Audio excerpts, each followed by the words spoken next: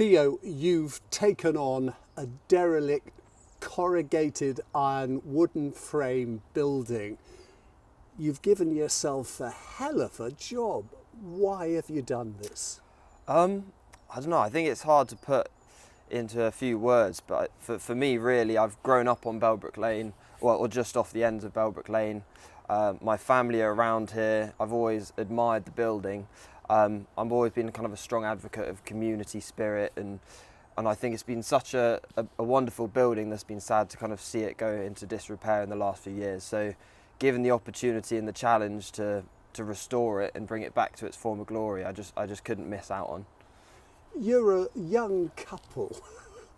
Do you not think this is going to age you somewhat over the years to come? Oh, definitely, yeah. No, I'm sure it's going to have its trials and tribulations. I've got no doubt this isn't going to be kind of a straightforward, easy project. But I'm still young, so I see that kind of in my advantage that I've got the time I can spend on it. I might be a little bit naive, but again, I think it's worth going for. I'm going to have plenty more challenges in my life, I'm sure, and this being one of them that I think will be very rewarding once it's complete.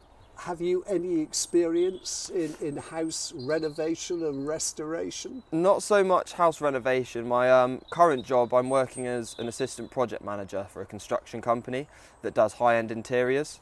So I've got experience in kind of managing contractors, understanding the kind of the processes during fit out and interiors, which is a lot of kind of first fix electrical, timber work as well, joinery, plumbing.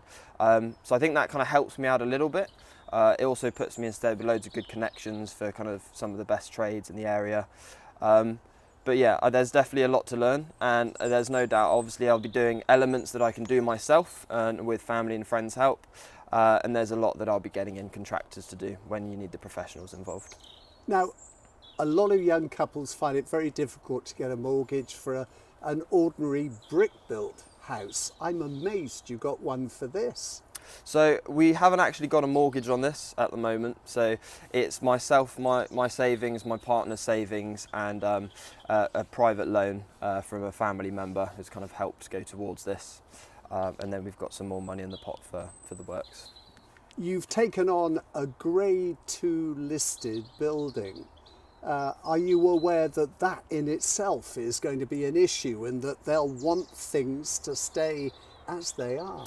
Yeah, exactly. So I've never really, I don't want to change the building as it is. I just want to make it habitable. So obviously we've still got to go through planning permission, obtain listed building consent, and jump through all the hoops. I want to make sure it's done properly. We're not going to touch anything until all of that's kind of been achieved.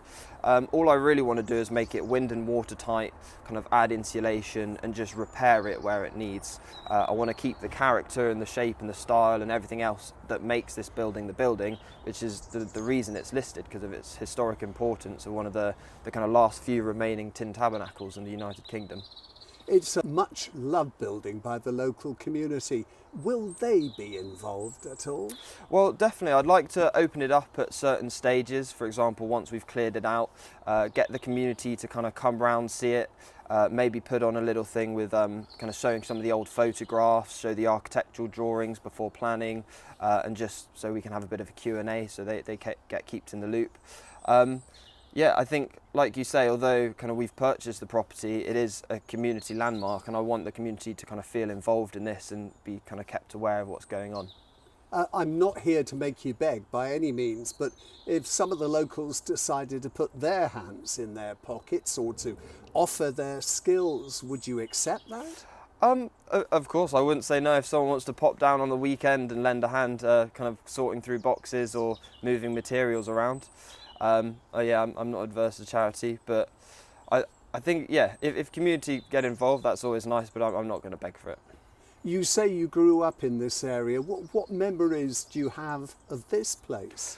I think my earliest memories would be obviously the Bailbrook Church Fete. So kind of coming up in summer, I remember the bands playing, kind of cider stalls, various different games, just everyone kind of congregating on the field opposite. And that was probably my first memories. I know they obviously always used to release the balloons from the telescopic belfry, which is always a highlight when you were younger, kind of watching them drift off. So those are probably my first memories. As long as I used to live kind of just off that end of Bailbrook Lane, and my granny would live down there, so whenever we'd walk to hers, we'd be walking past the tin church. So it's kind of the halfway point for us. Do you have memories of Graham Boys when he lived here? Not so much of Graham Boys when he lived here, but I know my father and Kathy and some other local residents had kind of been looking after him a bit once he moved to his flat in Snow Hill. And kind of through that connection I got to know him, so I kind of still visit him every now and then, keep him informed on progress and kind of talk to him. Well, it's just nice to have a natter sometimes. So yeah, he's doing well. I don't have kind of many memories when I was younger, just because, yeah. I know you and your partner Faye are very excited about the future. It's all right, I'm not being sceptical. I believe the pair of you can do it. But do you ever wake up in the middle of the night and think, I've taken on a money pit? I haven't yet. I'm sure that moment will come at some point. But all I can do is give it my best shot. You know, if challenges and things arise in the future, I'll kind of deal with those when I get there. But I'm determined, and when I put my mind to something, I'd like to think I can see it through. So we'll see how it goes.